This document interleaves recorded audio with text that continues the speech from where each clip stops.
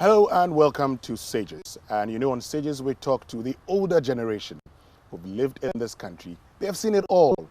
And they tell us what their thoughts are about the country and their discussion of various fields within which they find themselves. And today the focus is on music. I'm sure you're asking yourself, what about music? Well, a lot to do about Ghana's music, what it was in the past, and what it is today, and what it can be in the future, and how that can be used in transforming our lives, our economy, and our society. My guest is ethnomusicologist and professor of music, John Collins. Thank you very much for joining us. How are you doing? Fine, thank you. And we're glad that you've welcomed us to your sanctuary, if I could put Oasis. it that way. Oasis. I like that one. I hope everything is going on well. In this immediate surrounding, the temperature is about 5 degrees cooler than if you go on the street. That's very true. Because of trees, just simple trees. I see that you like, well, this is not the first time I'm coming here. The last time I was here, we were having conversations about how people were, desecrating the oasis by throwing stuff in here, you throw it back. Your wife would throw it back at them, right. In those days. But, I mean, let's talk about, before we even get to when you came into Ghana and everything, because when I say, oh, this is a Ghanaian, people will go like, oh, but I see a white man. But, you'd explain why you're a Ghanaian later on. But why all these trees in an era where the little trees we have, we're chopping them off and, planting trees and building houses? Why do you have so many trees here? Well, it's my father. When my father left, he was teaching at the philosophy department at Legon for 30 years. So when he retired, he went into farming here. Okay. And this whole area in Fanko was farming land. So he grew plantations. We had a palm plantation. This is the remainder of it. But basically this was a bush forest. So gradually, as people came into the area, they cut down all the trees. Oh. And then if you walk around, you won't see many trees, but these are the ones that are left. So I've got about 150 trees, and we're planting more. Even just this morning, I've got somebody planting 60 bananas in the back. Okay. So I'm a great believer in trees, but it wasn't like, it was a legacy from my father, like this house and his farm. So this is a legacy of what this area used to be, a very beautiful area, actually. What changed? Human beings came in. I like the point you make, human beings came in. What about human beings coming in changed this area? Well, unplanned development, and people, for instance, there are a lot, you probably hear in the background, sawmillers operating. Yes. Because of people are so poor, they need to cut down the forest to get their daily bread. And vast amounts of timber has been cut. And of course, it doesn't come from this area anymore. It comes from forested areas. So I mean, people just don't seem to appreciate trees very much. I don't know why. I think one of the things is that because you had so much natural vegetation, Ghanaians in the past took it for granted. Familiarity breeds contempt. So if something is very familiar to you, it's very common, you don't think much about it. But when the thing starts to disappear, then you start, it's like music, we're going to talk about music. Yeah. When the old music disappears, then you get worried about it disappearing. So it's the same with the natural environment as well. So, I mean, but this is a lifesaver because this is natural air conditioning. The temperature is lower here where we're talking. Exactly. If you go just where the sawmillers are, you'll meet the Sahara Desert, just 100 feet from here. And it's hot these days, so. Well, of course, it's getting, look at what's happening in Mali. It went up to something like, in fact, my son told me last 2 weeks ago, the temperature, even in this house, was 37 degrees. Yes. Yeah. But I think Mali was 47 degrees. In centigrade, the human blood is at 37 degrees. So if you get fever, it goes up. What happens when you're living in an environment which is above 37 degrees? You're going to start cooking. And that's what's been happening in Mali. So 37 is about just the same temperature as blood. After that, and that's what we're entering into in this, maybe the next 10, 20 years, or what's going on with global warming, we're going to have temperatures actually hotter than human blood. Exactly, and that's worrying, and I like the fact that you have these trees here. which we see. But you know, when I started the conversation, I mean, we'd come back to the trees. Before we move away from the trees, what do they do for you? Well, they actually cool in, so, you know, the height of any tree is also the depth of its roots. So they're tapping deep water. So water that's not available on the surface, the trees, and then they draw the current of water through their leaves. And actually trees, not just the leaves, but the trees themselves are slightly cooler. You know, it's like evaporation. You know, in the olden days, I don't know if you remember, people used to keep their water in a cooler. Yes, I remember. It was porcelain, it was made of clay, so it would Yeah. sweat, and it would cool it. Or if in the olden days, my wife used to do this actually. If she wants to have a cold bath, she would put a bucket of water out in the morning, so by the evening when she baths, it drops because of evaporation, so it's cooler. So that's what trees do. Basically, they cool the air and they draw. They're like solar pumps drawing water from the ground. They have, and of course, the fruits and etc. you get from trees. So if I get you clearly, you're definitely worried about how we're felling trees and not planting them, because over time we'd look back and realize that we've made a mistake.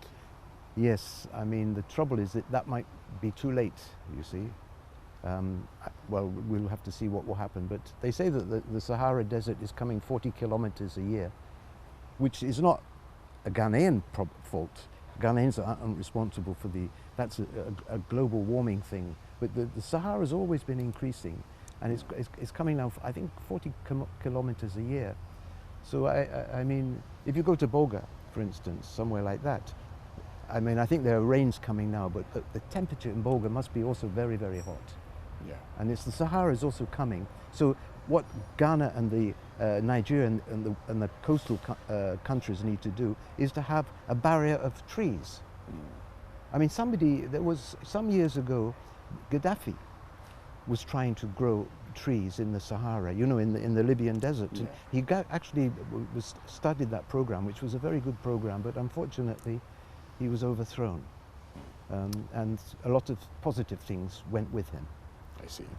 So let's talk about you. I mean, we started, you talked about how, your father got this place, but when did your father get into Ghana?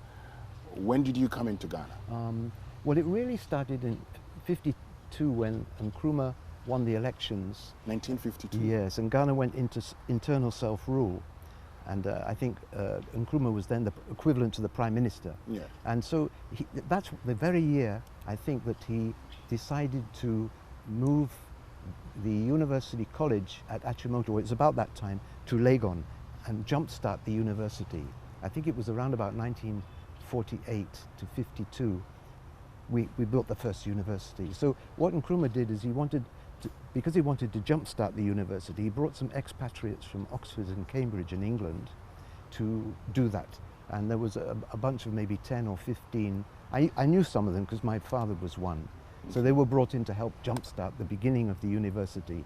Later on, of course, the university became Africanized. But my father actually taught for 30 years. 30 years after he came in 52, 30 because years, the University of Ghana started in 48. By 52 he was here, and he stayed for 30 years. Yeah, 30 years, yeah. Okay. Yeah. Married a Ghanaian. Oh. So in fact, my stepsister, one of my sisters from my stepmother, visited me just yesterday with her husband. They actually live in Britain, but they came to visit me, just where we're sitting now. Oh, that's nice. And so your father was here, but so he came with you? Yes, of course, I went as a child with my mum and dad and my brothers. We all came. So I actually came to Ghana in 1952 when I was 8 years old. Okay. We were staying at Achimota. That's where the university was then situated. Yeah. And so you came when you were 8, and when you're old enough, you made a decision to stay in Ghana. The question really is, when your father retired, he came in here, but why did you choose to stay in Ghana over that period? Well, I didn't actually. My mother left, my mum and dad divorced. My mother went back to England and she took the children with her. So I was raised then by my grandmother, and then I had a stepfather, went to university, school, did all my schooling there. And I came back because I was sort of wanted to reconnect with my father. Okay. So that was in 1969. So really, I've been in Ghana since 1969. That 1 year in 1952 was just, I don't really count it. Because it wasn't my volition to come here, but Yeah. in 1969 I actually came to see my dad, and I did a degree at Legon in sociology and archaeology and political science. Okay. But I dropped the political science very quickly. Why? Because the lecturers, who were Ghanaian by the way, hated Nkrumah and were fabricating stories about him, about golden beds, him using juju and occult powers. I mean, there was a lot of misinformation. You know, the British and the French and the Americans didn't want a Pan-African socialist. They said it was communist. It's got nothing to do with communism. It's a different principle altogether. But so they got rid of people like Nkrumah and Lumumba to put it on the American path. So this is what was unfortunate. But those, so when I was teaching, or when I was being taught by the Ghanaian, I won't mention their names, and you know, it was a long time ago. Yeah. I mean, at that time, even Nkrumah's body was in Guinea. The Guineans wouldn't even allow the Ghanaians to collect Nkrumah's body until a Champong time. Yeah. So you were, I mean, let me just get the time. So you came back in 1969, mm-hmm. and that's when you started your degree at the University of Ghana. Yes. Oh, okay. And as I said, I dropped the political science because I'm a socialist, basically. I have to say this point blank. I don't think capitalism and neoliberalism works. That's my own belief in politics. Okay. You know, because I believe in social principles, not the principles of individual greed and wealth. But we can leave that aside for the moment. But I wasn't, so I dropped the political science. It was too anti-Nkrumah for me. Okay. I mean, I'm just interested. I mean, I'm interested in your view. I mean, that view. Why you think that socialism is the way to go? I mean, you've lived in this country since 1969. You may have, yes, you go out, come back, but you've been here since 1969. You've been around the world. You were born in the 40s, so we're privileged to have you alive and share these thoughts with us. I mean, for many people who go to school, I mean, everybody is taught to believe that capitalism is really the way to go. But you say socialism is best. Well, yes, or mixed economies. You see the two systems, socialism and capitalism, are not really antagonistic to each other. Okay. You can have mixed economies, like let's say the Nordic countries, the Scandinavian countries, social democracies. Even China, communist China, has Shanghai as a capitalist system. You don't have to have the two systems as in bitter, like a feud with each other. You know, like Cold War or hot war between capitalism and socialism. But I think the reason I would say is that if you build a society based on extreme, what you could call rugged individualism, and an economic system of privatization, I mean, it does work. Capitalism most certainly can work at certain points in time. For instance, the Europeans were able to very easily industrialize themselves through capitalism, although they had a secret ingredient, which was slavery. Which was? Slavery. Okay. The money from slavery was one of the finances for the Industrial Revolution. So, but let's say they had their they unleashed the capitalist economic system, which is one of extreme growth. So capitalism can work in a world where you have limitless horizons. You can go west, you can go east, you can conquer this country, enslave a country, colonize a country. What happens when the world is one? And you have to look for a different model of economics. Okay. Where you see, because right now we have so many wars in the world because wars are profitable. The profit motive, individual greed.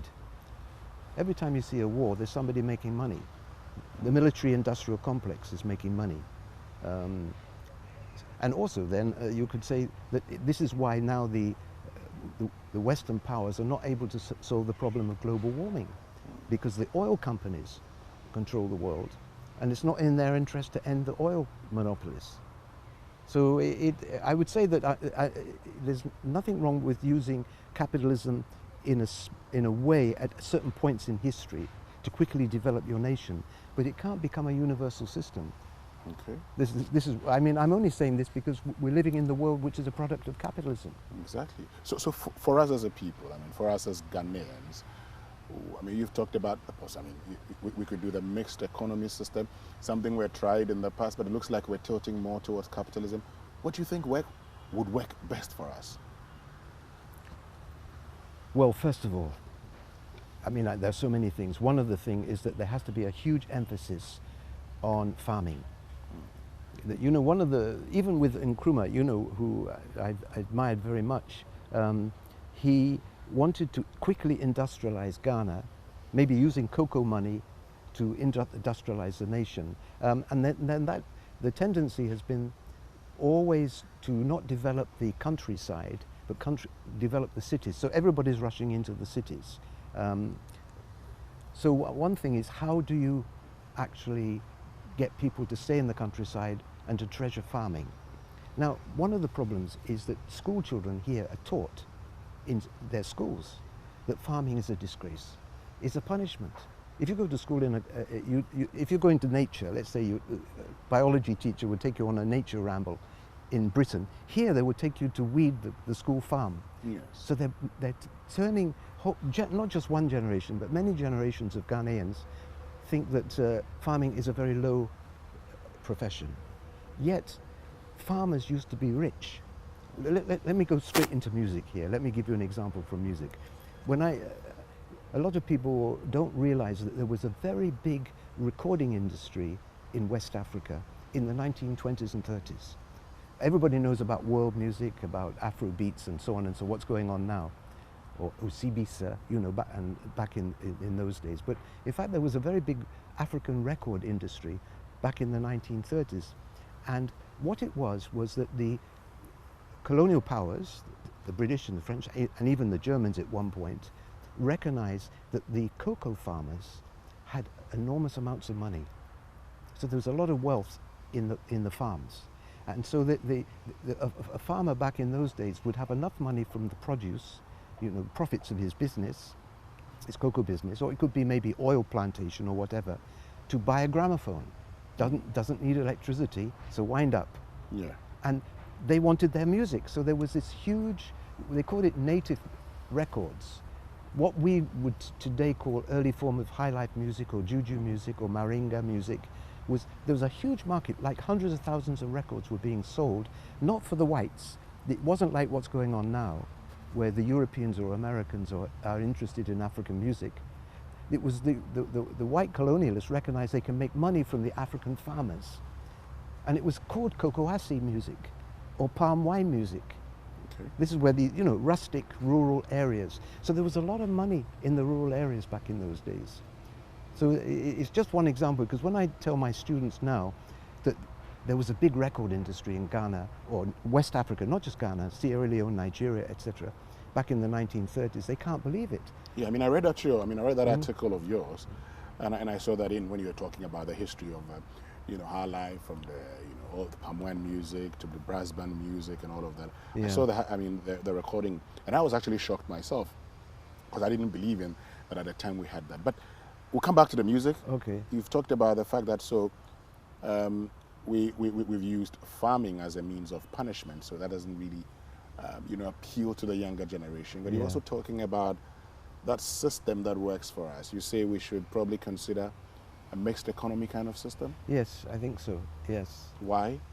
Partly because I mean, you can use another name for it, social democracy, if you like. You know, the social democratic system is that you have certain aspects of the state which are controlled by the state, you know, like the army and so on. And then you allow free enterprise within the state. So you have two different systems working together in tandem. So because people, in England, for instance, we had the Labour Party. It was formed in the it's formed in the 1920s. And we had this cooperative movement, and then we had the trade unions. So they all came together. The cooperatives were like Susu, a little bit like what you here have Susu. You know, Susu could be also another thing that could help develop the nation. Small microcredit financing and so on, instead of these big banks. But in Britain, we had a cooperative movement in which farmers, fishermen, poor people would come and work together in a sort of socialistic way. Share and share, if you want to call it that type of idea. But you mix this with a certain amount of state intervention. For instance, the state would maybe build the roads, the education system, the national health system in Britain, which we have. I know the Americans don't go that way. They don't have a national health system. So you do a mixed economy. But at the moment, I mean, the real problem in Africa is that Africa doesn't control its own finances. And that one is a real problem. We're always getting in debt. I mean, to the bankers of another nation. So I mean, there are so many problems. I don't even know how they will be solved, to be honest. But I mean, it's to just run a society based on human greed and not looking far into the future. 4 years, 4 years, 4 years, 4 years, you know, with the elections and so on. I mean, how can a country plan? I mean, Ghana needs 20-year plans, 50-year plans. Africa needs long-term plans. Okay. And the democratic system brings up layers of politicians who can only see 4 years into the future. I'm not saying that there's anything wrong with democracy, but somehow there's got to be long-term planning so that certain decisions made by one party when they're in power are continued by the next party. Okay. So that if you're going to say, for this road outside our house, it was started, I think it was under the NDC, and then when the MPP came, the road was stopped completely for 2 or 3 years and renegotiated. And a different road, actually, this is a different road from the model of the one that was originally going to be built. So what you keep on doing is you move forward with one government, and then the next government will make you go back to the beginning. It's like snakes and ladders. You have to start all over again. And so projects that are started by one government are not continued by the next government. That's a real problem. I get it. My guest on Sages is Professor John Collins. He's an ethnomusicologist. I'm sure you've heard of him talk about, it's a genre of music, Highlife, most of the times. So let's get back into music. Well, before we get into music, which I'm much more comfortable with. I know that. I'm not a politician. I know I leave politics to the politicians. You're definitely not. But let's get back to music, and let's get back to. But before we get into music, your academic background. So you talked about reading sociology. And archaeology. Archaeology. So where did music come in? I mean, what other things did you do, and how does music fit in all of this? Well, music was actually a hobby. Okay. I started playing guitar when I was about 15. I even made a couple of guitars at one point. So I was playing in bands before I came back to Ghana as a young man. I was about 22 or 23 when I came back to be with my father and to go to Legon to study. So I was already a musician, and what happened was that, you see, my father had married a Achim lady who lived in Aduajiri, my Auntie Amma. So I went to meet my stepmother. I was only in Ghana for 2 weeks. University hadn't opened, and I was always carried a guitar back in those days. So I fell in, just by sheer coincidence, one of my Auntie Amma's tenants was Bampo Opia, the leader of the Jaguar Jokers guitar band and concert party. So they grabbed me. I'm not saying they kidnapped me because I enjoyed it. I mean, and they took me on trek, and that started the whole thing. So I started to play Highlife in 1969. That time I couldn't play Highlife, but it was the guitar band, not the dance band variety, but the guitar band variety. What's the difference? I mean, just for those who don't know, what's the difference between the dance band and the guitar band? Huge difference. I mean, there was not today. Those differences have disappeared, but originally the guitar band musicians were of a sort of low status. They were considered to be illiterates, and they were playing in villages. So I used to go to the villages with the guitar bands, and you sleep on the floor because there are no hotels. But if you go to the dance bands, they wore suit and tie, tended to play in the cities, and stayed in hotels, or probably went back to their houses in Accra. So there was a class distinction actually in Ghana, and it was so strong that in the 1960s, when Nkrumah was encouraging the formation of Musicians' Union, the two groups of musicians refused to cooperate with each other. And they formed two separate unions. This is before Musica, not our current union, but I'm talking 60s. So we had a union for King Bruce and E.T. Mensah, that what I call in their won't say uniform, suit and tie type, you know. And then there were the let's call them bush bands, although they weren't really, they're very sophisticated music. My father told me this is very interesting.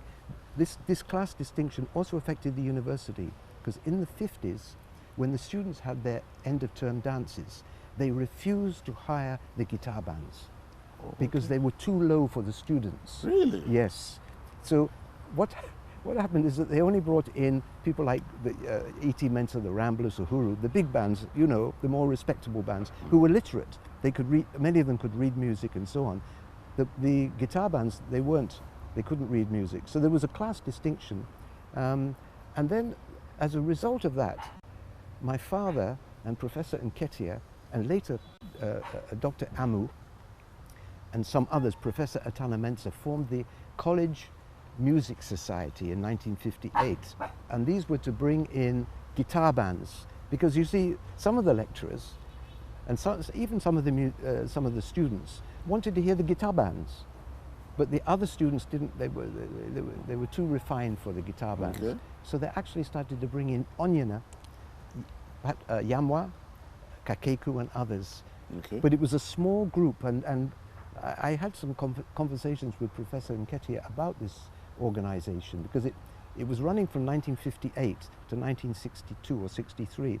So there was a period in the history of Legon when Highlife was actually, guitar band Highlife was being endorsed, but it wasn't at official level.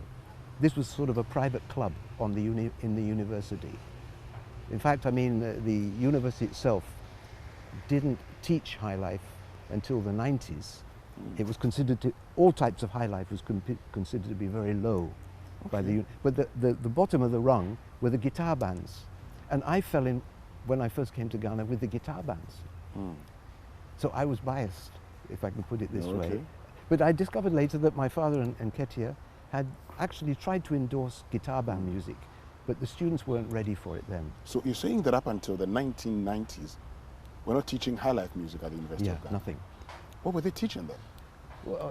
Well, they were teaching classical Western music, African art music, that is African pianism, African symphonies, but these were art musicians, you know, orchestrated and scored music.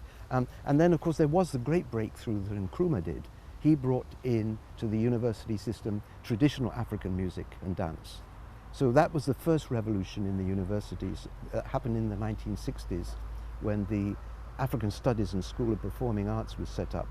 And you know, Professor Opoku and Professor Nketiah and others endorsed traditional music, that is ethnic music, cultural music. And there was a problem even then in the university, because some of the academics still, you see, one of the things is, supposing you're in the 1960s and you want to teach, let's say, Fantom From or Agbaja, who are you going to bring in but the experts who have been playing it since their childhood? In other words, you go to the villages and find the best xylophone players, the best atenteben players, and et cetera, et cetera. So some of the university got very worried about this, because these were not qualified people. They were super qualified in terms of their music, what they were doing, but they weren't qualified on paper. Okay. So they made fun of Nkrumah's idea. They called it dondology. That who are these mere drummers coming to the university and claiming to be academics? They weren't really claiming to be academics. They were coming to teach drumming and so on. Okay. But, so they made it, and so what happened is, in the end, of course, everybody accepted the word. We're all dondologists. I mean, it was that the university had a problem with elitism. That was the problem. So fortunately, Nkrumah got in traditional music into the university syllabus, but he couldn't get Highlife music before he was overthrown. Okay. And that's why when he was overthrown in 1966, no popular music was taught. I'm talking about Highlife and African popular, not Western popular music. No African popular music was taught in the university till I came. And I started the first courses in 1995. So that's a gap of more than 30 years. Back by this time, I mean, this issue is a dead issue now. I mean, we have traditional music taught in the music department in the School of Performing Arts. We have art music, and we have popular music. But there was this period when it was very difficult to get popular music and high life into the syllabus. I see. So you're telling us, about your academic background, because sociology, archaeology, and how come today you're a professor of music? What happened? Well, that was a serendipity. Most of the things that have happened to me has not been my own volition. I didn't come to Ghana with a purpose. There are visitors who come to Ghana and they're going to write a thesis or they're going to study this. They're coming with a purpose. I just came here because of my family, basically. And then everything happened by serendipity, good luck. I met my stepmother. I met through her a band I joined. Everything was going that way. So gradually what happened is that after playing with the Jaguar Jokers band, and I was with them on and off for about 3 or 4 years, I joined other bands. I played with blues, Afro blues and so on with the Achimota College, Slim Bentle and these guys, Sammy Bentle. So I played different types of music as well, not just guitar band, Highlife. I even played with the Black Berets, the army band, and all sorts of people. Then I ended up in Nigeria and played with Fela and played with Victor Owaifu. So what happened is that the music in the end took over. And because I was a sociologist, I sort of joined the two things together. My musical, which I was doing for fun, because I love the music, but I sort of socialized it in my brain, not socialism type of socialized, but I sort of joined it to my musicology. You could call it music sociology. Well, there's a word for music sociology. It's called ethnomusicology. So I came to ethnomusicology by combining two different sides of my brain. I didn't study ethnomusicology as a graduate, or undergraduate rather. It happened in that way. So, and archaeology also was useful for me because it means I'm a sort of a super historian. I always like to work out chronologies. Exactly. So you studied archaeology, sociology, you're playing music, but now you're teaching music because you studied music too. Yes, but I'm teaching popular music. That's my speciality. There was a lot of problem in getting me into the university. There was a lot of hue and cry about who's this man, not because of my color, but because I wasn't a trained conservatory musician. That was what was worrying them, that I had to be trained in a conservatory before I could teach in a music department. And they were saying, oh, we don't need sociologists. Well, there's a thing called the sociology of music. Ethnomusicology is that sort of thing. I mean, I think what happened actually, Professor Anidaho, he was the dean of the School of Performing Arts who got me in. Without Professor Anidaho, I wouldn't have got into the university. He had to fight tooth and nail to get me into the music department. I mean, I won't go into all the things that happened, the negative things, but this was back in around about 1995, by which time I had a PhD in ethnomusicology. I had to go to America to get my degree in ethnomusicology. Why you couldn't have done it here? I wanted to do it here in 1972, so when I got my first degree in sociology and archaeology, BA student, I naturally applied to African Studies to do a degree in Highlife music or popular music. And they said it wasn't a subject on the syllabus, it wasn't worthy of academic pursuit.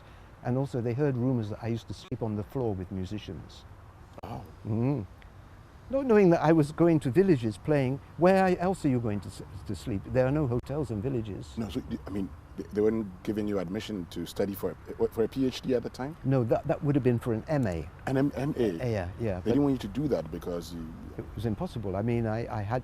but it saved me because it forced me out of academia because I couldn't have learnt anything there because only a few Ghanaians had studied Highlife at all. In fact, let me mention their name because there's so few, I can mention all of them in one go. Professor Nketiah did some initial researches into Highlife. Ephraim Amu also some of his songs were based on Highlifes. Professor Etana Mensah had done some work on brass band music in Cape Coast, and then F.O. Sutherland had done work on the concert party, and Dr. Barmy from African Studies. That was it. So there wasn't, in a sense, there weren't the teachers around, there weren't the books, nobody had written books. F.O. Sutherland had written a small booklet about Bob Johnson. But luckily, you see, because of my dad, I knew all these people. So they also, some people think, well, how did I get all this information myself?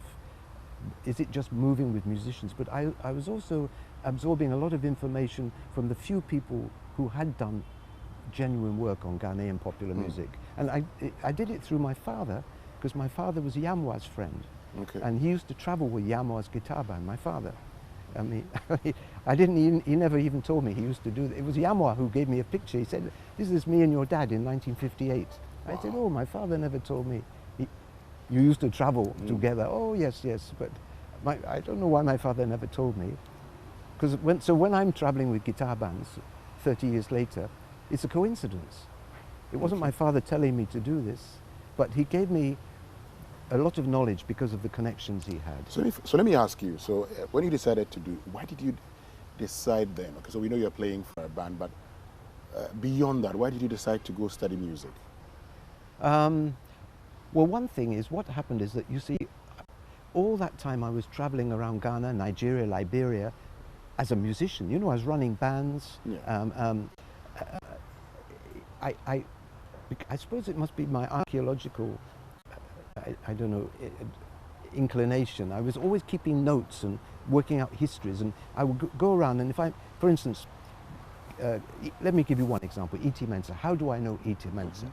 Okay, I was in a band with some Lebanese guys and some Ghanaians. This is about 1970, and one of the Ghanaians was a guy called, a guy called Obi Aluwe, who was the singer for E.T. Mensah. So of course I naturally wanted to meet the old man, sort of, because I was then quite young. So I met E.T. Mensah, and then E.T. was then around about in his 50s. This is in the early 70s. So he himself was thinking about maybe writing a biography.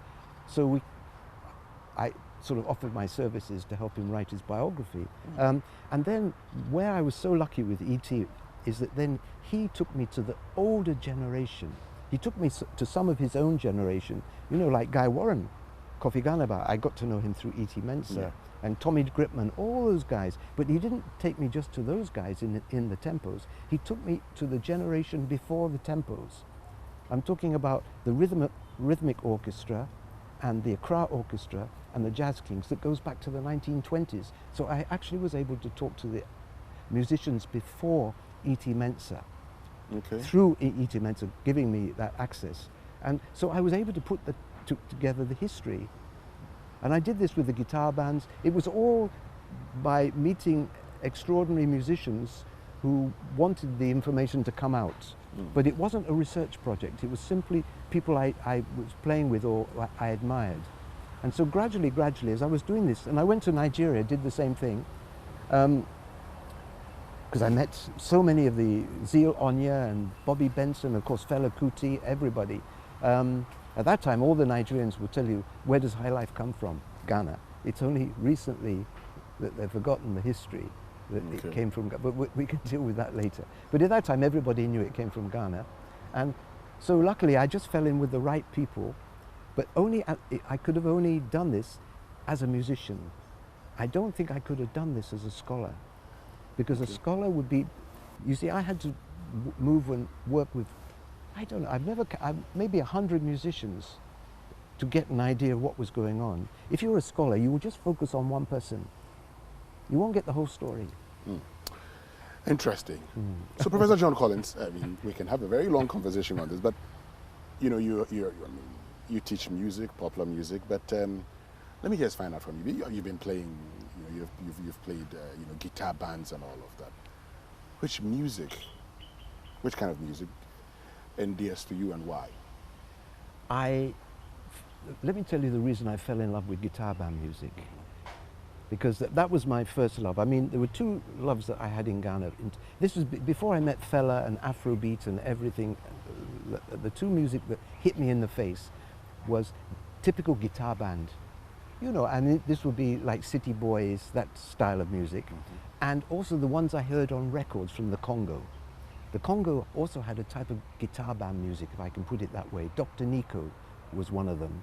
So I was very interested in their music. And the reason is very simple, or maybe it's not so simple.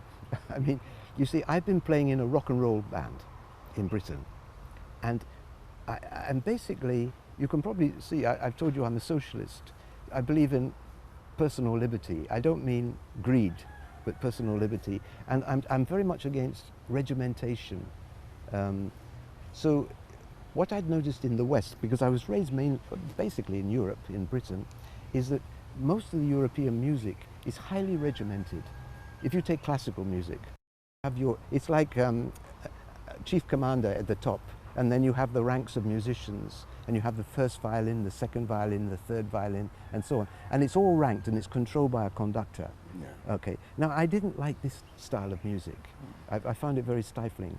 But I found that even in a rock and roll band or a jazz band, it was often the same type of structure, that you would have one person in the band who stole or took all the limelight, and everybody else just had to back the person. So for instance, if you're in a rock and roll band, you will have your singer, who is the star, and then you will have the lead guitarist, who's something a bit like a star, not as shiny, but still a star, and then you have the second guitarist, like a rhythm guitarist, which was me, and so on. So everything was ranked. When I started to play with the guitar bands, I discovered a different principle of making music, which at the time I didn't realize was the traditional system in Ghana for drumming. But the guitar bands had transferred the philosophy of drumming onto guitars. And what I'm talking about here is polyphony. You see, the Europeans, if you have multiple voices or multiple instruments in European music, it's always organized hierarchically. So you have your principal voice, your lead voice, your second voice, your third voice, your second guitar, and so on, all the way down. Yeah. So I was playing with these guys, Jago Jokers, and also Love Naughty, and later on F. Kenya. Played with him a bit. Sometimes I'd ask them, who's the lead guitarist? And they said, we don't have anything like a lead guitarist. So this perplexed me at the beginning, because I thought they would be modeled on the European model of lead guitarist, rhythm guitarist, bass guitarist, and so on. No, he said all the guitars are equal. They didn't quite put it that way, but basically what they were saying is that all the guitarists in the guitar bands had an equal voice. And they weren't, so it wasn't that one voice was dominating or one guitar is dominating the other guitars. They all had the same voice. I see. Or no, they had different voices, but they were all equal. All equal. And to me, I was thanking God that I'd met a type of music where you didn't have to be a leader. You see what I'm trying to get at? I mean, I'm talking about real socialism. Yeah. You see, it's socialism in music, if I can put it this way. Whereas the European model is always regimentation. Somebody at the top. You know, they call themselves Democrats in the West, but their music is not democratic. So then later on, I discovered that it wasn't that the guitar bands invented this new philosophy of music, it was the philosophy found in traditional drumming. Because if you go to a traditional drumming group, you do have a master drummer, true. But the master drummer doesn't dominate the music. It comes in at certain points, because every beat in a drumming group, including the cowbell, it's just a small boy will be playing the cowbell, every beat is equal to every other beat. Every drum, if it's, let's say, Ewe music, where it's the kagan or the kidi, the achamevu and so on, the different drums all have their voices which are equal. Okay. And there's no one drum or beat that's more important. So in a sense, the drummers were playing a democratic music in which all the drum beats are equal. I see. You know, the Europeans would never do it this way. The Europeans, if they're going to play drummers, you know what they would do? If they took the African drums and transplanted them to Europe, they would get, first of all, they get all the drummers playing on the same beat. I mean, playing in time. Boom, boom, boom. Polyphony isn't like that. You can start at different points of the circle. And then they would have one guy at the top, who's some big macho guy who would be the top dog. I found a different philosophy here, but I didn't realize at the beginning that it was an ancient philosophy that came in through the drumming. So what the guitarists in Ghana did, and Nigeria the same, and the Congo the same, is they took the model of traditional drumming, different drums, and they simply applied it to guitars. Okay. So, I mean, tell us some of the, you know, African musicians you worked with and how they influenced you. Wow. Oh. I've just played with so many people. Maybe you could do 5 of them and how they influenced you. Yes, I mean, of course, Fella influenced me. I mean, because, you know, he's a Pan-African socialist. So I felt very at home with his philosophy, although he was a very difficult person to be with. But his Why was he difficult? he liked violence. Not, I mean, let me put it this way, that there was always violent things going on around him. If it wasn't somebody attacking him, it was one of his women attacking somebody, or somebody, you know, a young Ghanaian guy was beaten up by Fella because of me. I was coming to play a Okay. yeah, and I tried to stop it. I don't want somebody. It was a crazy thing. This guy's, he was called Nipapoti.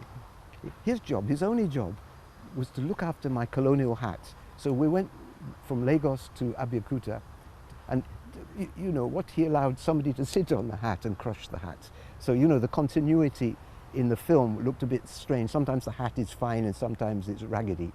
And I told Fella, no, I can stuff some paper in the hat and it will look like brand new. He said no, and gave the guy some dirty slaps. And I said, please, Fella, you don't do this, you know, it's not necessary. And he said, it's a house matter. So there was a lot of this type of tensions going on all the time. But the interesting thing is what Fella did is he took Black American funk and soul, R&B, and fused it with African music. But the thing about Fella is that before that he had been a Highlife musician.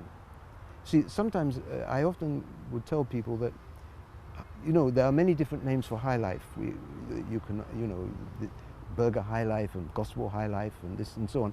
But you know, you can consider in some ways that Afro rock, Osibisa, and Afro beat of Fella are also extensions of Highlife, because all of those musicians, whether Teddy Osei, Mac Tonto or Fella and so on, they were all trained in Highlife bands. And they were all playing Highlife originally. Okay. Then they fused the Highlife with rock music, Afro rock, Osibisa, or soul music, Fella. So that was the fusion side I was influenced by. So I was very interested in that type of music. Then I worked with Konimo. I traveled around New England, part of the United States with him about 20 odd years ago as his second guitarist. But I actually had recorded with Konimo back in 1973. Okay. And I used to play this Asratawa, you know, the telebi, the children's, it's a children's toy with 2 balls and you make a rhythm. Yes. And I was fascinated by this musician, music, or the instrument that I was taught by some Ewe children. And those days, any place on the campus, you can get the raw materials. The fruits, the little gourds, you can get them, the seeds, you can get them. Now you can't. We all knew how to play. Everybody knew it, yeah. And nobody, I was so fascinated that I took some set up to Kumasi, and Konimo had never thought about using this in a recording studio. So he took me into a recording studio in Phillips, actually, in, I think, Kaneshi. And so I made 3 songs with Konimo back in 1973. I mean, and that was even before I sort of joined him in America, much later. By that time, we had been on the Musicians Union executive at the same time. We'd been on the national, you know, as a member of the National Folklore Board for 7 years. Oh, okay. And this was even before I became a Ghanaian, before I naturalized. So some people considered me a bit sort of a living treasure, like Professor Anita Hall I was mentioning earlier. They sort of recognized that the information I got was very valuable to the country. And everything, one of my great disappointments in Ghana for many, many years was I couldn't get a book published in Ghana. You see, I wrote that E.T. Mensah book in 1973, gave it to State Publishing. They sat on it for 10 years. And in the end, I had to have it published in England. And so some of my early books on Highlife were not published in Ghana. And it was almost, for me, a bitter pill that why in Ghana, I'm talking, it's about their own national heroes. Exactly. You know, why not in Ghana? Anyway, that was all resolved by Charles Brobby. Charles Brobby also came to save me. He's not a musician, Tarzan, I'm talking about Tarzan. Yeah. Because he recognized, he set up I think a tourist magazine and got me to write some articles and realized I'm sitting on a treasure trove of information that I've collected. So the first version of Highlife Time was then published in 1994. Okay. And then later I did a book in Nigeria as well on Highlife, in Ghana and Nigeria. So gradually, as time has passed, these books have come out in West Africa. Okay. So you've talked about Fela, you've talked about Konimo. Which other musicians? Well, there's my own band. I was running my own band out. When I left, when I couldn't do my MA at Legon, I went and stayed in Jamestown and fell in with some Ga musicians. In fact, I married the lady, the singer, at one point. She was my first wife. She was a snake dancer and fire eater, a very good singer. And I formed a band with them, and they were working in the context of the Wulome type of format. They had a band, I think it was called, I've forgotten what the name, Agbafoy. But I came in with the guitar and the harmonica. And then later on we added bass guitar so we could play. So we sort of gradually modernized ourselves to some extent. But I was playing with that band for about 4 or 5 years. And I took some of the band with me to Britain for 1 year to teach West Indians African music. Unemployed West Indian youth. They had a scheme in England where they wanted to try to put them into sort of educational systems to you know, one route was through music. Okay. But the youth, the West Indian youth, were very unhappy with us because we didn't play reggae. We played Highlife, and they weren't familiar with Highlife. But anyway, but that was another experience I went through. I worked with Faisal Helwani at the Napoleon Club. With Okay, I know Faisal Helwani. Yes, he had a band called the Bunzus, and I joined the Bunzus, and I recorded with them in Nigeria, and that's how I got to know Fela. Then, I mean, Aaron Bebe. When I finally got teaching at Legon in the music department, and Kofi Anyido had sorted everything out, and I was teaching there. Then I formed a band at the music department with Aaron Bebe Sakura, which was a combination of Dagari music and Highlife and a little bit of Afrobeat. And also later we brought in Tio Jazz and SK Opong, so that we were also included palm wine music. So we became a palm wine music. This was, you know, I was on the campus. I was the person who actually introduced the guitar as being taught in a course with, you know, some credits. Before that time, for instance, when I was very young, and I told you I always carried my guitar with me when I was a student, I had to be very careful on the campus of carrying a guitar. Why? Because it was believed that if you were a guitarist, a guitar boy, they called you guitar boy, you were a vagabond, or alcoholic, or womanizer, or whatever. I see. And I even got blasted by one professor's wife, because I was staying on the campus with my dad, and she came to the house and started to blast me. And my crime was that I was teaching her son guitar. In other words, the devil's instrument, or whatever. But this is back in the 70s. Yeah, because today the guitar is a great instrument. Yeah, it's been sanctified by the church. Yeah. I mean, but it was very difficult to get it into the university. And so in 1977, I think I started the first guitar classes, and I started with about 10 or 12 students. And even then the music department wasn't happy. They said to me, John, I was a doctor then, Dr. Collins, you know, it's okay, you can teach jazz or classical Spanish guitar, but not Highlife. I said, no, I'm teaching Highlife. I'm teaching not just Highlife, I'm teaching palm wine music, because my teacher was Kwao Mensah and Ike Nyami, those guys, and Konimo. So, you know, you're talking about top quality music in the universe, not in Africa, in the universe. Exactly. Well, our guest is Professor John Collins. This is Sages. When we return after this break, we'll find out from him. I mean, then we get to find out what is Ghanaian music, and whether Professor Collins, I mean, if he were to find himself anywhere in the world and he heard music, whether he'd be able to identify where this music is coming from, and what are the features or characteristics that would help him know what constitutes Ghanaian, English, American, Nigerian music. That would come up after these messages. Stay with us. My name is Winston Amoah. We'll be right back. Welcome back. This is still Sages on the JoyNews channel. I am Winston Amoah, and today we're joined by Professor John Collins. We're having a conversation about music. Before we went for the break, I said I was going to ask you about, you know, whether you can identify music that you hear as belonging to this, I mean, coming from this country or that country. Is that something you can do? What enables you to do that? Yeah, I mean, the popular music courses I taught over the years, I've also dealt with South African, Central African, East African, so there are distinctive, I mean, I can tell the difference, or I used to be able to tell the difference between East African popular music and South African. Nowadays, a lot of the music has become homogenized. You're not even too sure which continent it comes from. Okay. What's changed? I mean, why well, is that the case now? I think in some cases it's the beats have all become electronic beats. So it's sort of like a common denominator. So in the olden days, the real instruments would be played, and people have different ways of playing trumpets. For instance, the Nigerians, back in the days when Highlife was sort of supreme in West Africa, the Nigerians were always better than the Ghanaians in the trumpet. They were known, if you want to get a really red-hot Highlife trumpet, you go to Nigeria. But the Nigerians, when you want to get a red-hot Highlife guitarist, you go to Ghana. So there was a sort of symbiosis going on there. But that's difficult. What I could maybe say is that I have looked at the overall differences between traditional African music, not so much the modern popular music of Africa, but the traditional roots of drumming and so on, and compared it to West. I was talking earlier about hierarchies in music. Yeah. So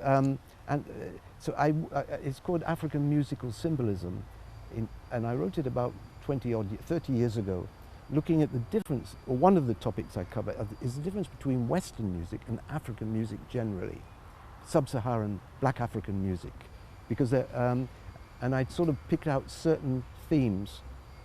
One is to do with this hierarchical. Europeans always want to put things in a regimented hierarchy, like everybody's in the army with a commander at the top and, a mere soldier at the bottom. The ranking system is very, very strong in Europe. I'm talking more about their music, or it affects their music. And in Africa, the music is far, there are big, big differences. For instance, in Europe, the music is often linear. It starts, it goes through, it's even written on straight lines on a scorebook. And they don't use what we call timelines. You see, in most African music, it's based around dance. Europeans have done something quite extraordinary. They've invented two major idioms of music which have excluded dance. Okay. One of them is church music. The European churches in the olden days, they didn't allow dancing in the church. So it's for meditation or prayer music. It's not like the Ghanaian churches where you dance, but I'm talking about the old-fashioned Christian churches in Europe. In fact, if you dance in a church, you were thrown out of the church as a sinner. And then they had the classical music where you have to sit down very still and listen to somebody perform an orchestra, and then at the end you're allowed to clap. Now, so in Africa, the music, the context of music is always in the context of dance, practically 99% of the time. And then, so what you have to then do is you have to have what's called a timeline. I think people would today call it a groove. You set up a circle, a rhythmic circle in the music, which relates to the movement of the dance. And so the music basically moves in circles. If you think, ba ba ba ba ba ba ba ba ba ba, or whatever, or ga ga ga ga ga ga ga ga ga ga ga ga ga. These are all circles, rhythmic circles or timelines. It's usually played by a bell or a claves, wooden sticks. And that's one of the main rhythmic cornerstones of African music. European music doesn't have that. Okay. It tends to, let's say if you take a piece by Beethoven or somebody or Mozart, it starts at, 1 minute and it ends at 15 minutes, and it goes through a series of convolutions and evolutions, then it ends. But it doesn't go in little circles, partly because you're not meant to dance to it anyway. I get it. And then there are so many. One is participant observation. The Europeans invented, via the Greeks, the idea of a stage, where you separate the audience from the people performing. Sometimes you watch something on stage. In fact, the Europeans invented the pit. You know, the Okay. pit. In front of the stage, there's a pit. If you dare try to go to the stage, you'll fall into the pit. That was all, you know, to separate the, I mean, to turn people basically into consumers, and then you watch your musicians performing on stage. I'm not saying there's any harm in doing that, to have things on stage, but the Europeans have done this at the expense of, you're not, for instance, during a classical performance, you're not allowed to clap or tap your feet or get up and dance or say anything. You can't even sneeze. You have to apologize. But the African, it's what they call theatre in the round. Okay. You have, this also applies to certain types of early high life, where they would form a ring and put the drummers on one side or in the middle, and the people would go around. And the people who are dancing, you could say, is equivalent to, but they're actually dancing, clapping, sometimes clapping sticks. So it meant the audience participates. And Europe, the tendency has been to separate the audience from the performer. And having spoken about high life, let's get to it now and find out what you consider as Ghanaian music. What's Ghanaian music? Well, this is, I mean, you have to separate into two big categories. Ethnic music and transethnic music. Okay. The ethnic music is the old music of the, I don't know how many languages or nationalities we have in Ghana, but let's say it's about 30. People say, well, it's 40. Nigeria, it's 200, and so on. There are 1,500 languages in Africa. Every language is a different ethnic group. Every ethnic group, just as it has its own culture and language, has its own particular music. And so that one thing is that a lot of the old Ghanaian music was ethnic music, and each can be studied in its own right as a form of music. For instance, if you go to, I have a friend who did a lot of work in Dagbon, and he's looked into about 30 or 40 different forms of drum dances from Dagbon. People have done the same with the Eves, the same with the Ashantis. I mean, nobody knows exactly how many of these traditional rhythms we have in Ghana, but I would estimate that somewhere around 500 or 600 minimum. And these are ethnic. But the transethnic are the types of music which would draw on ethnic music, but maybe from different ethnic groups. So the two major types that we have is African art music, and this applies to Nigeria and other countries, not just Ghana, where the composer, maybe an art musician or a pianist or a symphonic composer, would draw on various rhythms and melodies from different traditional African societies in their own society. So it's not, so one would say, let's say Ken Kafui. Ken Kafui was an Ewe, but he wouldn't only draw on the Ewe traditional music for his pentanatas and so on. He would draw on maybe the influence of Akan music and so on. So that's one type of transethnic music, but it's a very small one. The biggest one is popular music. And basically what happened was that the coastal people in Africa, who were first in contact with the Europeans, started to combine the European ideas with the ethnic music of their society. And one example, of course, is Highlife music. And some people would even say to me, well, Highlife music, surely it's Fanti or it's Akan. It's not so. Obviously, one reason is it's got some Western influences coming from the electric guitars or brass band instruments or Western harmonies. But also, if you look at Highlife itself, the major contributors to Highlife music is the Akan, of course the Fantis and Zimas, the different Akan groups, and the Gas, and to some extent the Eves. And you cannot take the Gas out of Highlife, because some of the first dance band orchestras that were formed in Ghana were formed in Accra from 1914, I think was the earliest. We have the Cape Coast Sugar Babies, of course, which was Fanti guys. And there were other groups like that. There was one called the Raga Jazzbo, and they had different groups. We had about 20 of these orchestras, but playing popular music, not art music, but dance music for the popular. And then we have, let me think. I'm just trying to give you some other examples, but you know, some people would suggest that, I mean, it would be true to say that one of the major origins of Highlife music was the Fanti area, because that's where the Adaha music came from, and that's where the CB Saba came from. Yeah. But there was also this major center in Accra. E.T. Mensah, of course, came out of this. He was a Ga. King Bruce was a Ga. In fact, what happened is that I would say really that Highlife music in Ghana anyway was really largely Akan and Ga.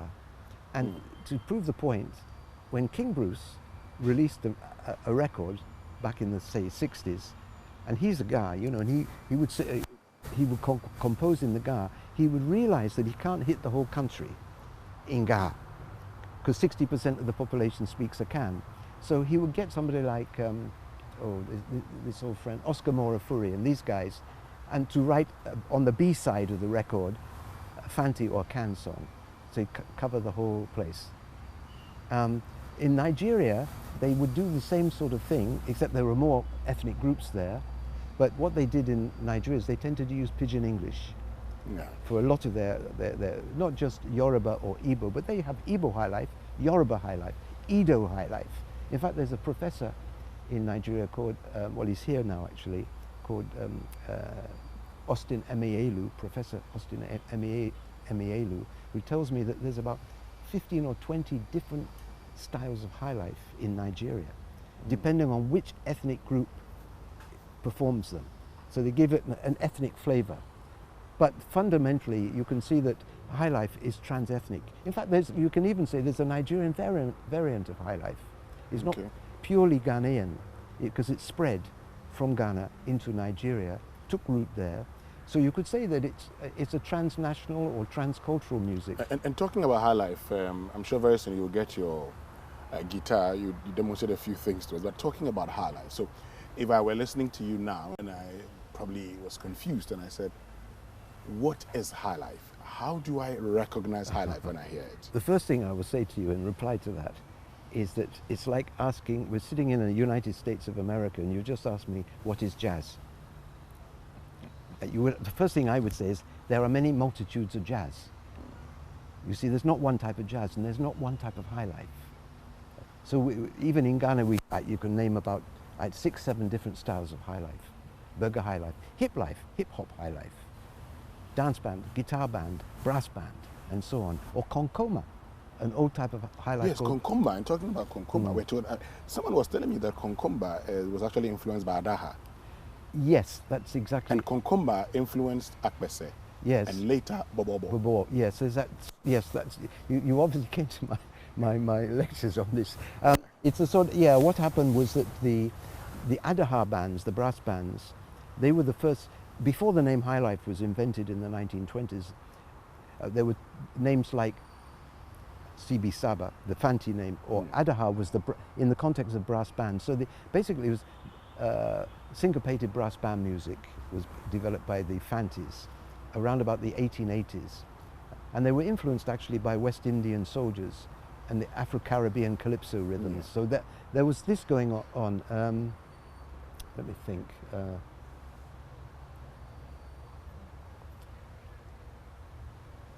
You're trying to ask about what's distinctive about Highlife. So I'm trying to say that there are different varieties of Highlife. And even there's quite a big difference between the dance band Highlife. You know, I was talking earlier about the different unions. Yes. Well, the guitar bands are very different from the dance bands. Let me give you an example. The dance bands would be more westernized approach to making music or composing. They would have verses and chorus structure for the singing. If in the guitar bands, it was recitative, half sung, half spoken songs, like proverbs. Okay. So it wasn't controlled or compartmentalized into what you would call the song and a chorus. You know, if you listen to African Brothers and so on, they will give the stories and so on. So this is very close to traditional music making, and also the guitar bands had the guitars arranged polyphonically, like I was mentioning earlier, with the different guitars forming a type of equal relationship between Okay. themselves. But the dance bands tended to be slightly more Western in orientation. But there are certain things you can draw out about Highlife, which are commonalities. And one is the rhythms. But even some of the rhythms used in Highlife are not Ghanaian. Some of them are. Maybe I should distinguish.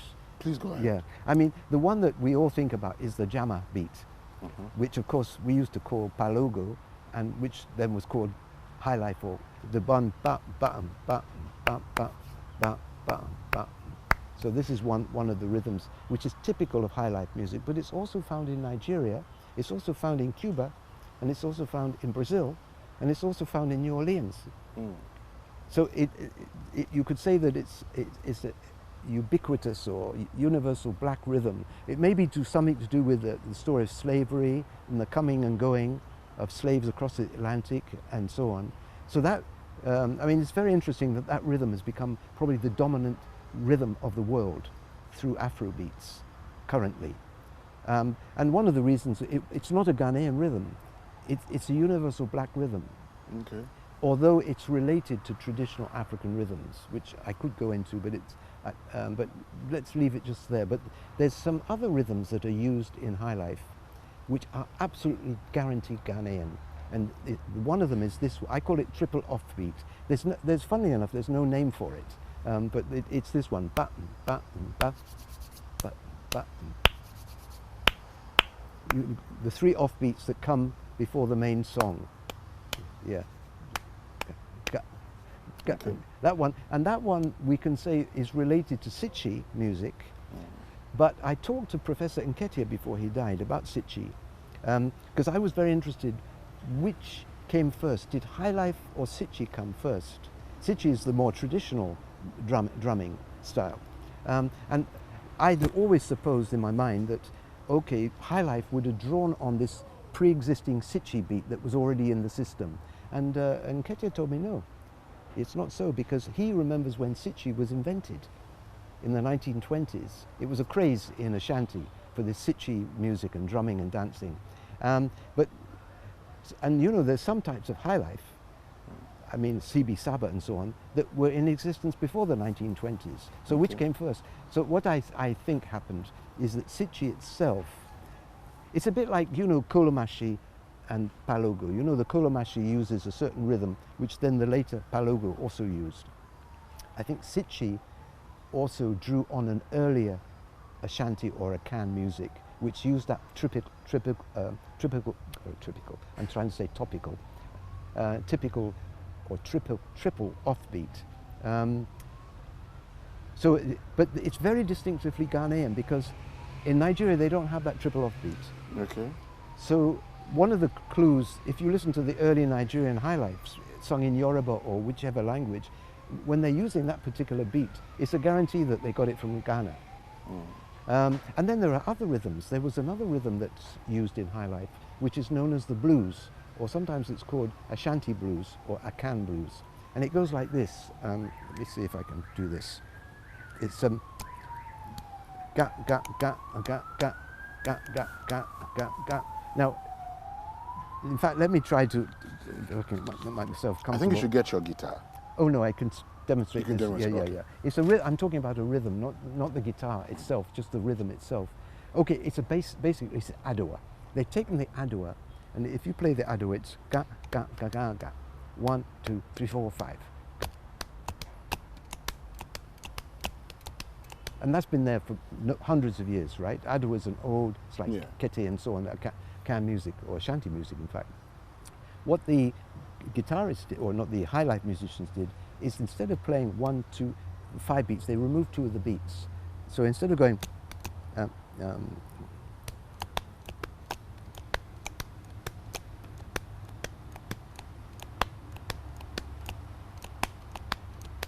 it's still 3 off beats, it's still 3 beats, but the context is polyrhythmic. It's not in 4/4 time, like the other one I played. So, so that one is also used. And that was one of the traditional rhythms of Highlife, which is Akan. And then sometimes they use rhythms similar to the Ewe, Agbaja, and so on. But you see, it depends. When Highlife landed in Nigeria, it would absorb different indigenous rhythms. Yeah.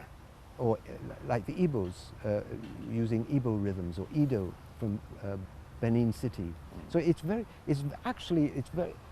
right now there's a bit of a controversy. I tried to put the record straight about Highlife, because when I went back to Nigeria around about 10 years ago, and I used to go there a lot in the 70s, all the top Nigerians just loved Ghana because the birthplace of Nkrumah, birthplace of African independence, the birthplace of Highlife. Everybody knew this. By the time I go 10 years ago, people say, no, Highlife comes from Nigeria. And in fact, the BBC, and I think another CNN or some of these programs, were putting on programs about Highlife that it came from Nigeria. This infuriated me, because at least you've got to get the story right. Yeah. So I went to Nigeria to a conference in Port Harcourt University about Rex Lawson, okay, who's an outstanding Highlife musician in Nigeria, but he was influenced by E.T. Mensah. I mean, E.T. Mensah was his hero. But anyway, we all produced our evidence, which came first. And there was a professor there called Tunde Vidal, who produced a document from 1938 with the word Highlife in Lagos. But it was the Cape Coast Sugar Babies. Yeah, Sugar Babies were there. It was the Cape Coast Sugar Babies. So how can you say that? Oh, and I said, well, the name in Ghana, then I got my picture on the screen, showed them a picture of the word Highlife in 1925, which is what, 13, 14 years earlier. So the word itself was definitely invented in Ghana. But it's taken Pan-African or Pan-West African extensions. So Highlife itself is extended out. I mean, you could even say Fela is a Nigerian, but he was influenced by Highlife. Exactly. And talking about all of these influences, so you've explained Ghanaian music. We know we have the ethnic, transethnic, but for popular music, we all know Highlife. And you've been trying to explain how, Highlife was in the past. You've talked about brass band, you've talked about guitar. I know that before we wrap it all up, you'd indicate the guitar music. We'll let you have your guitar, but this is the point. Highlife today, has it changed? Does it still maintain its core, or you say there's a departure from it? That's a very hard question. You see, the job of every new generation is to recycle history and culture. That's your generation did it. My generation, every generation comes. So words. When the hip life generation came, who were very insistent on throwing away anything colo or traditional or old. I'm talking about the hip life generation, let's say in the 90s. They're very hostile to anything traditional at all. But in the end, what happened? Tradition conquered hip life. They call it Jama hip life. They actually absorbed high life, but they couldn't call it high life, hip life or something. They didn't want to use the old-fashioned word of their parents, so they just changed the name. I mean, they call it Jama. So the same thing happened with Afrobeats. I mean, the youth will always come up with names, and they repackage the old things.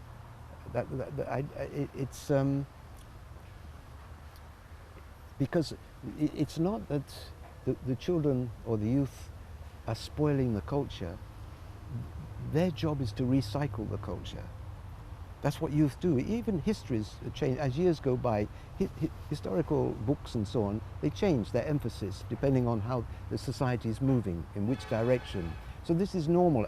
So I don't, if you were going to ask me, are there a certain absolutely fundamental archetypal types of new rhythms or something which has to be there to be Highlife, I would find it very difficult to say yes, that there is such a thing, because culture is dynamic, and even the traditional culture. You see, when the Europeans came here, one of the myths that they invented was that Africa has no history. You see, this was to prove, even though ancient Egypt proves that Africa has a history, because you can go and see the Sphinx and the pyramids, they somehow managed to say that Africa, black Africa, didn't have a history. And this affected some of the attitude of academics in Africa to their own culture. They thought their culture was also static. It wasn't moving. And so that how would I put it?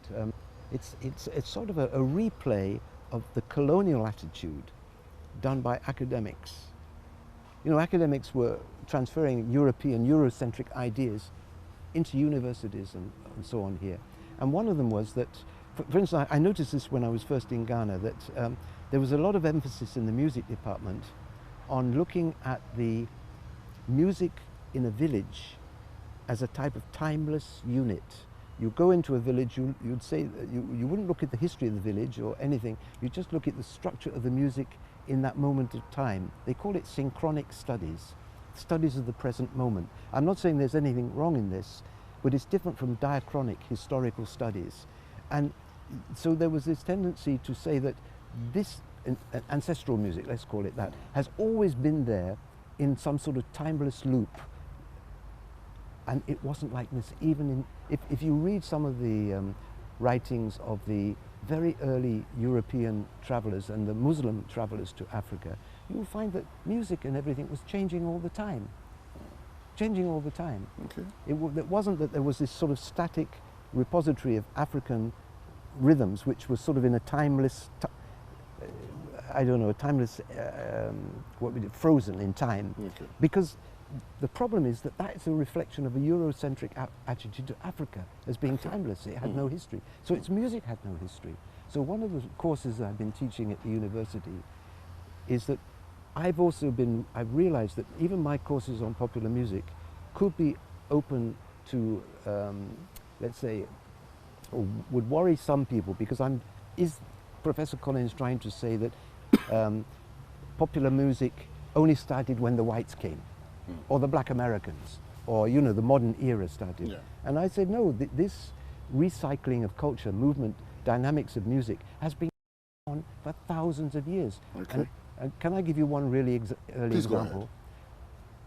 One of the, this is, a lot of people don't realize, you've heard of the Bantu migrations, so the Bantu speaking peoples from West Africa, all the way, took them 2,000 years to get down to South Africa.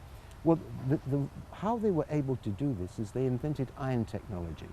About 3,000 years ago, Africans independently of Europe didn't have iron technology, Africans invented it themselves without, I'm giving you my archaeological knowledge here from Legon. So they're able to cut their way through the Central African forests and gradually go south. But they spread music.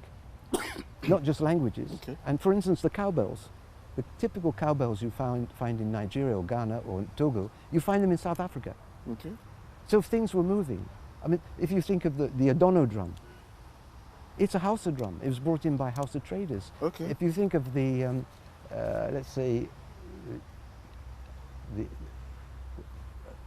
a tentaben, not the, not the sepraway. You know the harp lute, the sepraway harp lute? Yeah. That was captured as booty by the king of Ashanti from, I think, Bonduku, around about 300. So what I'm trying to say is that everything has been on the move in Africa, forever, just like anywhere else in the world. I see. Civilizations have come and gone, musical changes have come and gone, and the idea that there's some static repository of African things that you can sort of unearth, frozen, is not true. It's saying that the whites were right, that Africa had no history. You had these frozen fossils. Okay, I get it, and I like that. But I mean, you've talked about how you had to struggle even to study music and the kind of music that was done at the time. Today, what's your assessment of music education, particularly in senior secondary schools and lower levels of education? Well, the great tragedy is that when we were going through all the coups and the curfews and the collapse of the music industry in Ghana and exodus of musicians abroad, that would have been the time that the government should have made sure that music is part of the curriculum, because the role models were disappearing for the children. You know, where all the musicians, all the clubs have disappeared, all the musicians are scattered. And then the PNDC government did something absolutely insane, I believe. They took music and history out of the education system as core subjects. And I think a second Ghanaian language as well. They did three things which were absolutely crazy. And what upsets me is that now more elderly Ghanaians will condemn the youth for not knowing their history and not knowing their traditional music or music as such. Who took music and history out of the education system? The older generation. Yeah. So nobody can blame the youth. It's one of the reasons why the youth invented hip life, because they weren't expert in using instruments. Most of the live musicians had disappeared and so on. So they sort of used drum machines, let's say, synthesizers and so on. So I think what I would say is that it's very, very important that music and dance, because the two cannot be separated. Okay. You know, the Europeans have separated music and dance, which I think is a disaster for both. But always, look, as creatures that evolved from apes, who got on their feet and became clever, right? Well, the very first music was thumping our chest, shouting, and walking. Walking is a rhythm. Dance and music, and even probably language, were all born together. Okay. Maybe 500,000 years ago, before we were fully human, because we can walk. If you walk, you have a rhythm. Yeah. You know, so I think they have to reinstate. You have to reinstate. I mean, for Ghanaian languages, there. Well, when I came into the university, I noticed that, particularly with Western instruments, that would be in the 1990s. I noticed that the level of proficiency in Western instruments, maybe not so much the African instruments, but the pianos and so on, was very, very poor amongst our students. And anybody who got any expertise, the only place they got it was from the churches, because the churches did keep live music going during the hard times under the 80s.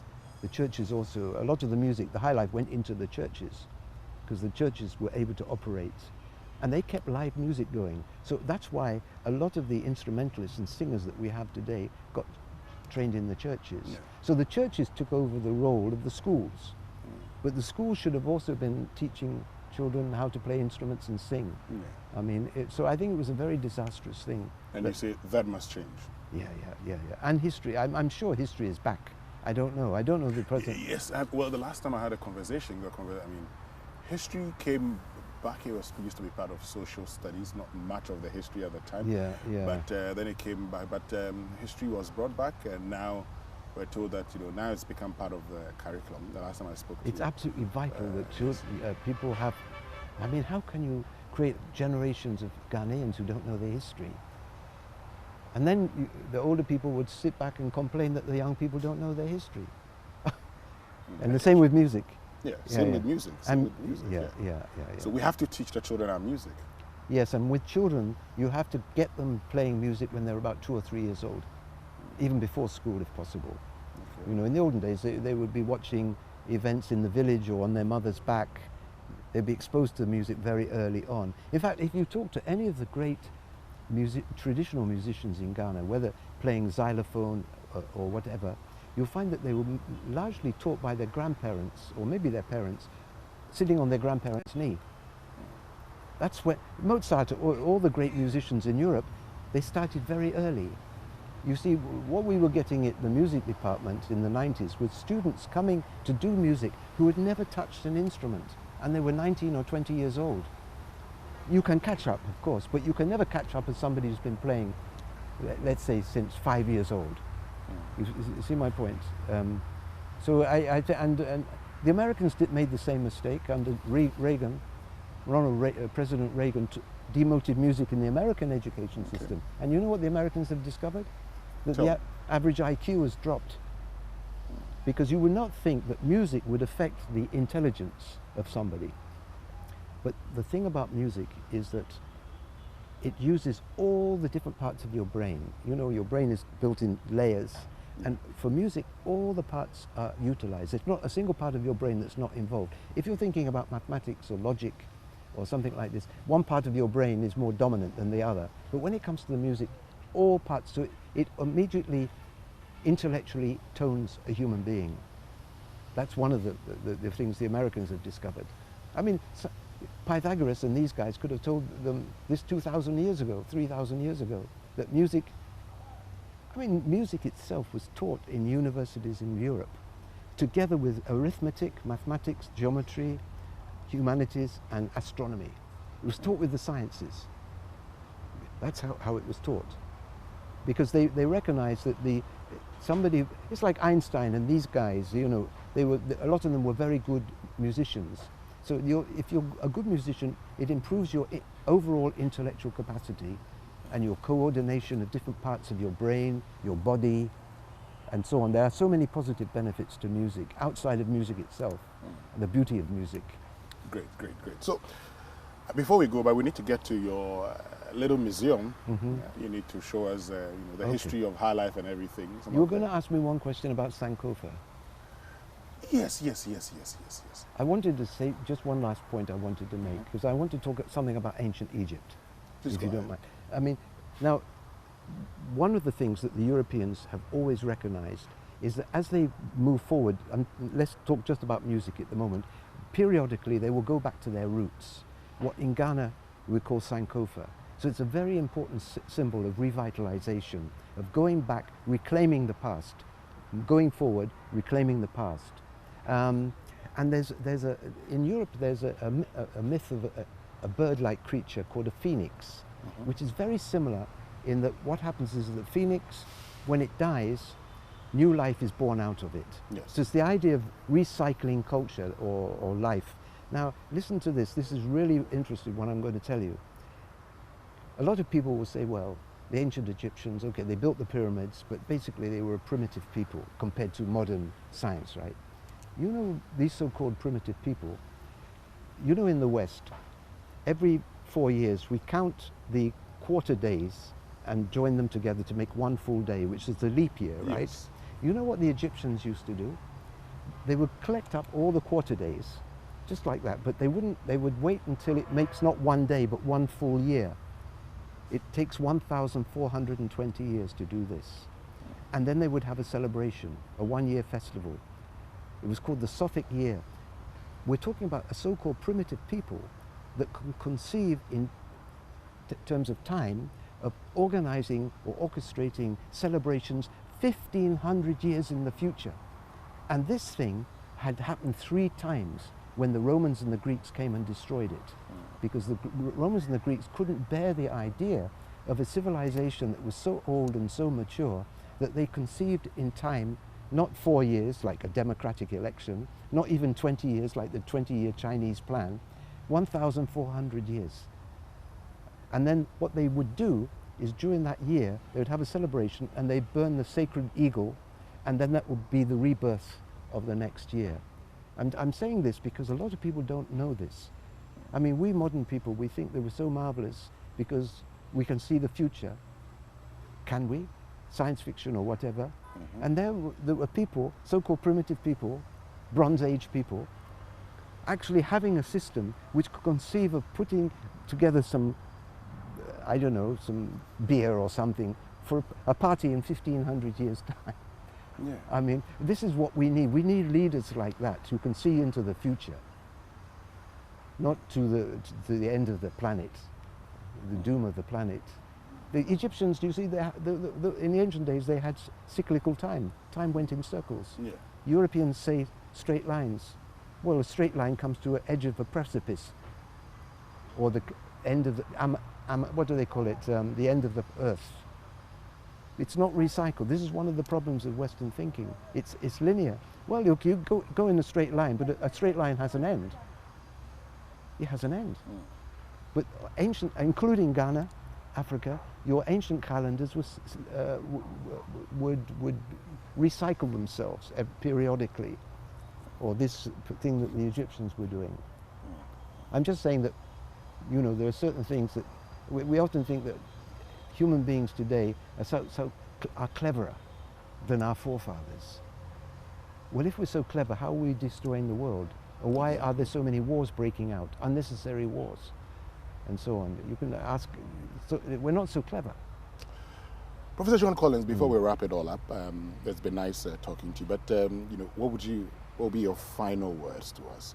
What would be that, you know, words of wisdom that you'd leave us with? Well, I would say the only thing is that you've got to have sometimes there is a breakdown in communication between a father and a son and a mother and the daughter. Maybe the father, or the daughter or the son, they want to fight their father or mother. This is quite natural with human beings. And this is where we are so lucky as creatures. We are one of the few creatures on this planet where people live beyond the age of having children. In other words, we have a grandparent generation. You know, amongst animals, it's only, I think, whales and elephants that have grandparents. And that's because the memory, the cultural memory of elephants and whales and humans is in the grandparents. And so that even if you lose the culture, the transmission of the culture between the parents and the children, it can be reconnected with the children, the grandchildren, reconnecting with the grandparents. And I mean, it's a very interesting thing that you need 3 generations for cultural continuity. 2 generations is no good. It's not enough. You lose information in the gap between. And sometimes, as I say, the younger generation will want to fight their parents, but they won't fight their grandparents. Sure. And the grandparents are there to give them, fill in the gaps that that they lost from getting from the parents. And you know, one of the differences between us and apes is that our ancestors, ape ancestors, as soon as a man or a woman stops producing children, they die. So that for evolutionary reasons, it was an advantage to keep our old people alive for transmission of information and culture over 3 generations. Otherwise, we wouldn't have culture at all. And the West has decided that we don't really need old people because we've got books. They're in the books, so the young don't, you know, you can put the old people into some dormitory towns or push them away from but in fact they need to be close to the children, the grandchildren, the grandparents themselves. And one of the great things I'm seeing now in Ghana, during the Highlife time, I could more or less say, except with 1 or 2 exceptions, that the whole of the youth was against the old. The whole of the youth. Sure. Now it's changing because the children of the Hiplifers are now coming up, the millennials and so on, Generation Z or whatever they call it. Yeah, Generation Z. Yeah. So they also are coming to criticize, or you know, their parents, the Hiplife generation. So what they're doing is jumping over back to the earlier generation. So there's a lot of young people now interested in the thoughts of old people. I'm not saying this because I'm old and I'm a grandparent or anything like this, but I've noticed that people coming to this, my museum, used to be mainly foreigners. 30 years ago when I set this place up, it was mainly foreigners coming here, interested in African music. Now it's lots and lots of young people are coming. I call them the millennials or the new generation. Yeah. So the reconnection has to occur with the grandparents because the grandparents still have a memory of the time. And there's certain things you can't transmit to a human being in books. You can't. You have to live with a grandparent to pick up certain ideas. It's not something like book learning. Being a grandparent, it's like being a parent. It's not book learning. Sure. Prof John Collins, thank you very, right. very much for joining us. We're very grateful. And that'll be all from us today on The Sages. You've been listening and watching Professor John Collins, ethnomusicologist, telling us more about music, but not just about music also, but the fact that you can't learn everything through books. Sometimes you have to be with people in order to learn certain things. Certain things would have to be transferred to you from the generations that are older than you are. My name is Winston Amor. Thank you very much for joining us. Have a lovely day.